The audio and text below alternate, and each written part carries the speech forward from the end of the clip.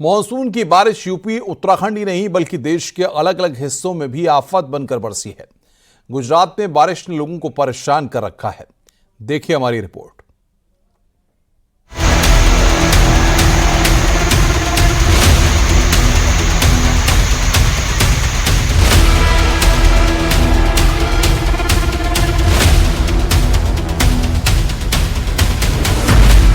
बाढ़ का प्रहार, मैदान में हाहाकार।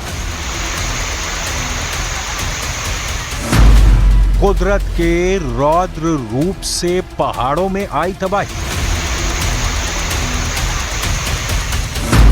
आफत की बारिश से बेबस जिंदगी।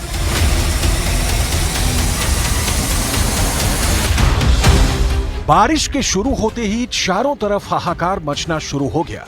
क्या मैदान, क्या पहाड़, हर जगह कोहराम मचा है। पहाड़ों में नदियां उफान पर हैं, तो मैदानी इलाकों में सड़कों पर सैलाब उमड़ आया है।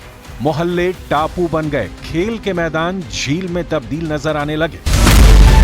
बाढ़ में डूब गया ट्रैक्टर, राजकोट, गुजरात। सिर्फ पहाड़ों में नहीं बल्कि मैदानी इलाकों में भी बूंदों का प्रहार जारी है। ये तस्वीरें गुजरात के राजकोट की हैं, जहां नदी में रेत भरने पहुंचा ट्रैक्टर सवार पानी में डूबा नजर आया। बताया गया कि नदी में अचानक से जलस्तर बढ़ गया और ये ट्रैक्टर उसमें डूब गया। गनीमत ये रही कि वहीं एक खुदाई करने वाली मशीन मौजूद थी, जिसके सहारे ट्रैक्टर को बाहर निकाला गया। सीढ़ियों पर बहने लगा झरना, पंचमहाल, गुजरात के पंचमहाल जिले में भारी बारिश के बाद एक अद्भुत नजारा दिखा। पांचागढ़ में भारी बारिश के बाद सीढ़ियों से पानी ऐसे बहने लगा जैसे कोई झरना हो। इस दौरान वहां मौजूद लोगों ने इस खूबसूरत नजारे का आनंद उठाया। डूब गए अंडरपास, वलसाड, गुजरात के कई जिले बाढ़ के खतरे में हैं। भारी बारिश के बाद वलसाड में कई अंडरपास डूबे नजर आए, सड़कें पानी में डूबी नजर आई। सड़कों पर सैलाब, सूरत, गुजरात। मूसलाधार बारिश ने सूरत शहर की सूरत ही बिगाड़ दी। बारिश के पानी से सूरत के कई सड़कों पर सैलाब नजर आया। कई इलाकों में तो सड़कों पर घुटनों तक पानी भरा देखा। सड़क पर पानी भरने से लोगों को भारी परेशानी हुई। लोग अपने स्कूटर, मोटरसाइकिलों को धक्का देकर जाते दिखाई दिए। बाढ़ में समाया मोहल्ला, संभल, यूपी। अब आपको यूपी के एक और जिले की तस्वीर दिखाते हैं। संभल के तुर्तेपुर इल्हा इलाके से आई इन तस्वीरों में पूरा मोहल्ला जलमग्न दिखाई दिया। पूरा मोहल्ला टापू की शक्ल में नजर आने लगा। मोहल्ले में लोगों के घरों में बरसात का पानी भर गया, जिसके बाद जरूरी सामान लेकर लोग कहीं आते और जाते दिखाई दिए। सड़क पर आया सैलाब, मथुरा, यूपी। मथुरा में बारिश ने ऐसा कोहराम मचाया कि लोग सड़क पर कमर तक डूबे दिखाई देने लगे। सड़क किनारे पार्क की गई मोटरसाइकिलें डूबी दिखाई दी। यही नहीं, बारिश का पानी बलदेव से बीजेपी विधायक पूरन प्रकाश के घर में भी घुस गया। शहर के कई इलाकों में पानी जमा हो गया।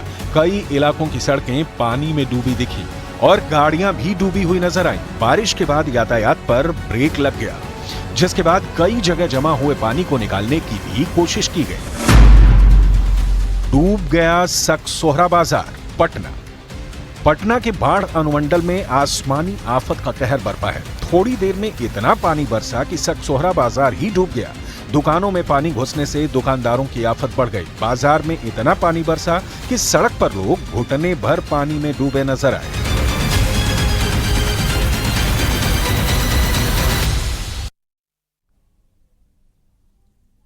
और अब बात एक खजाने की करते हैं। जी हां, मध्य प्रदेश के छतरपुर में एक तालाब की जब खुदाई होने लगी तो लोग हैरान रह गए। उनकी हैरानगी की वजह जानकर आप और भी हैरान रह जाएंगे।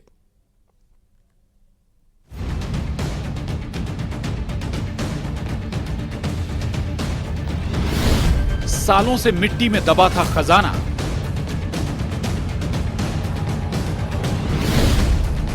खुदाई में मिला खजाना।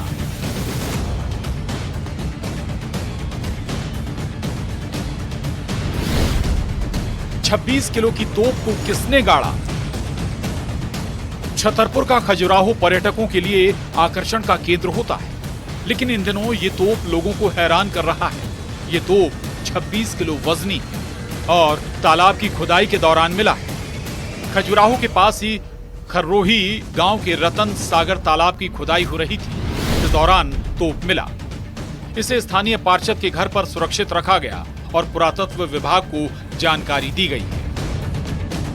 सर यहाँ पे खुदाई के समय एक तोप निकला। अच्छा, कितना पुराना होगा लगभग? उसका तो काफ़ी पुराना बताया जा रहा है, राजाओं के समय का है वो।